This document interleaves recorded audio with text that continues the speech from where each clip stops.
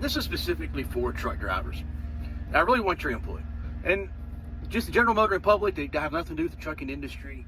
You really don't have a knowledgeable say in this. So tune in if you want to, read the answers, but you really don't have a comment that's going to hold a lot of water. Yeah, that's kind of a dick thing to say, but it is what it is. Just like if you're fat, you're fat. So, you know. Anyway, why do you drive the way you do? Seriously, why do you drive the way you do? What compels you to drive the way you do? Some of you drive safe and professionally. A lot of you, you don't. You're not professional. You're not safe. You're not courteous. You're a menace. You're an albatross to the industry the way you drive. So what makes you drive that way? What makes you drive so impatient? Speed through school zones and work zones and tailgate and cut people off and jump 2 and 3 lanes at a time and run stoplights and cut people off in intersections and, I mean, you name it. What is it? Speed through parking lots. I mean, what is it? What makes you drive that way? Is it because you just don't get paid very well? I mean, that's a you problem. Find another company or manage your money better. Is it, you're going to blame it on electronic logs? Again, time management. Yeah, boo-boo, time management. You manage your time a little better, work the clock. Is it because you're held up at a shipper or receiver? Well, I mean, I get that. That's irritating too, but look, if you work for the right people, you'll get compensated for it. And if you're not, find another job. I mean, it's not rocket science. And take advantage of the split log. You know, we got 2 options for split log. Take advantage of your split log and get held up at a shipper or receiver so you can still run. It's a lack of parking. I understand people be like, well, if you would trip plan better, you'd never run out of parking. And that's bullshit. You know it. Shut up. You can trip plan perfectly and you can still get to where you want to go and it's going to be full because you had a blowout. You had, you know, sprung an air leak, brake chamber goes out, wheel seal goes out. There was a wreck. DOT decides they want to do a random inspection on you. I mean, you name it, it could happen.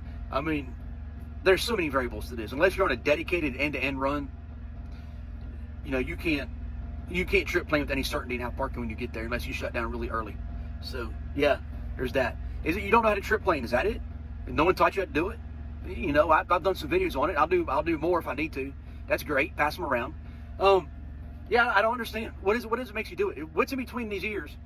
What's in your gray matter that makes you drive the way you do? So poorly. You know, and you could say, well, that slow truck shouldn't have been in the middle lane. It should have been in the left lane. It should be in the right lane where it belongs. Yeah, I'll give you that. But it still doesn't excuse the driving behavior. Now, see, it's incumbent upon the driver of the faster truck to overtake the slower truck in a professional manner. See, if you want treated like a professional, you got to behave like a professional. And you're not behaving like a professional, so you're not getting treated like a professional.